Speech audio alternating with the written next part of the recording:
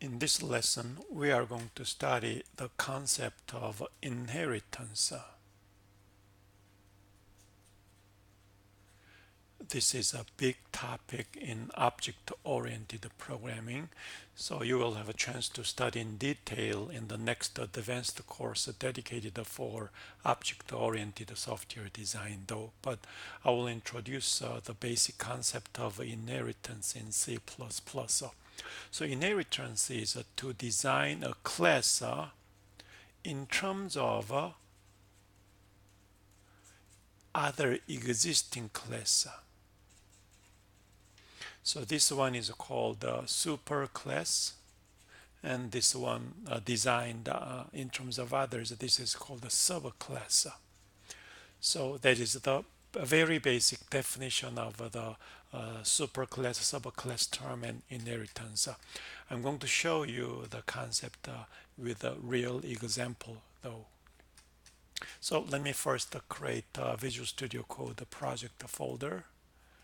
So I'm going to name it as inheritance shapes. So using the shapes, rectangles and circles, I'm going to explain the concept of inheritance. There, so in main program, it would be something like this. So I'm going to design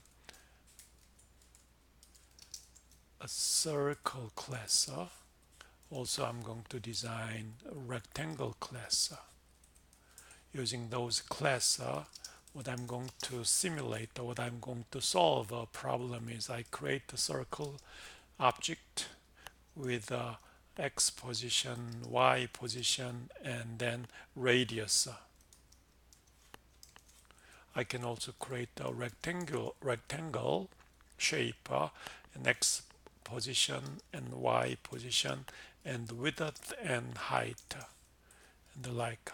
And then out of those we can do some problem solving ones, like we allocate or create many circles and many rectangles and move circles and then move rectangles, and then so I forgot to give something like this, and then I'm going to calculate the area of those shapes and the like.